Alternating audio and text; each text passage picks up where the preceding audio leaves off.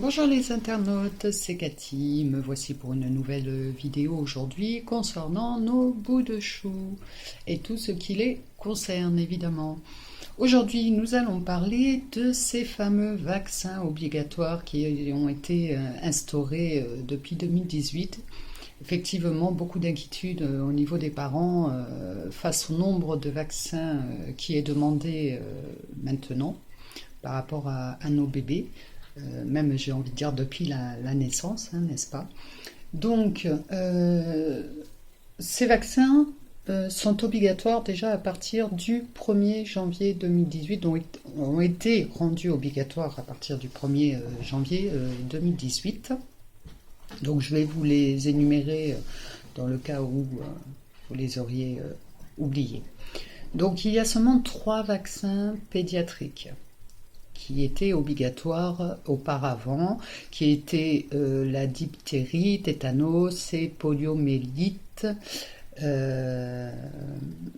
Voilà, ces 3 vaccins étaient obligatoires auparavant, c'est tout. À partir du 1er janvier donc, 2018, ont été rendus obligatoires 8 vaccins supplémentaires, qui sont la coqueluche, la rougeole, les oreillons, la rubéole, l'hépatite B, l'hémophilus,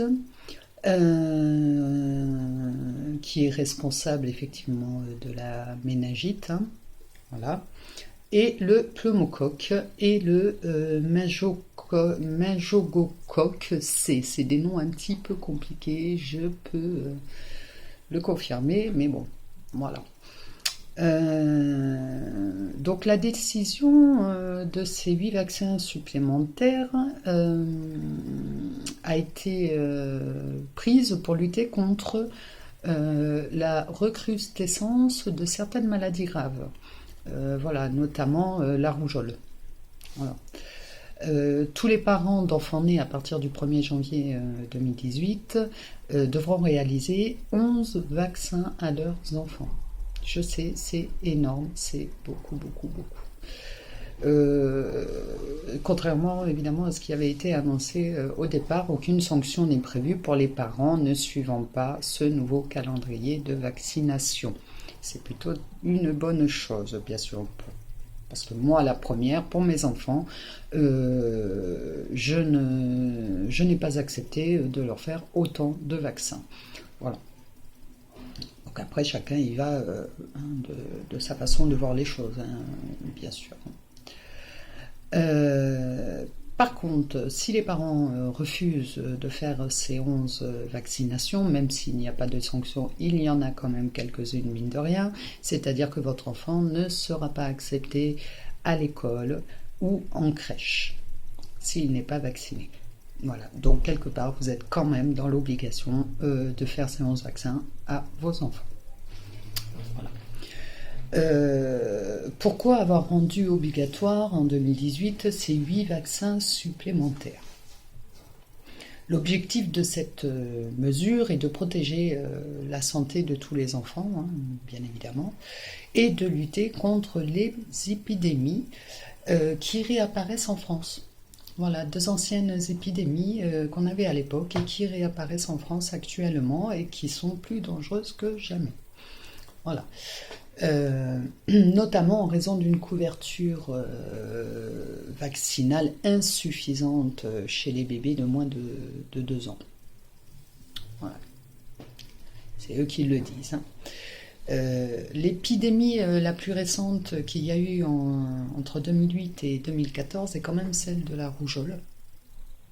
Voilà, avec 23 000 cas déclarés en France et plus de 30 encéphalites et 10 décès. C'est quand même énorme. Cette maladie a fait beaucoup de dégâts.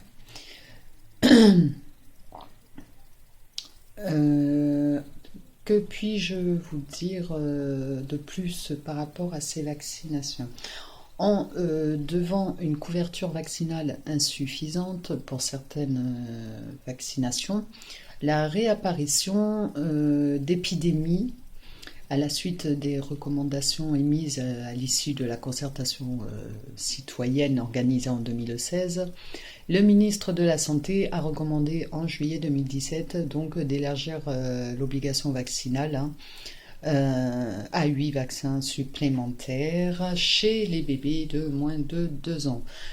Qui constituent donc la coqueluche, je vous les ai déjà dit je crois, mais je vais quand même le répéter, la coqueluche, l'hémophilus, l'influenza B, l'hépatite B, la méningocoque, C, le pneumocoque, la rougeole, les oreillons et la rubéole. Ces 8 vaccins dont bénéficie déjà la grande majorité des enfants, sont donc devenus obligatoires chez les enfants de moins de 2 ans et nés à partir du 1er janvier 2018. En plus des 3 vaccins qui étaient obligatoires depuis plusieurs années, donc la diphtérie, tétanos et poliomyélite. Voilà.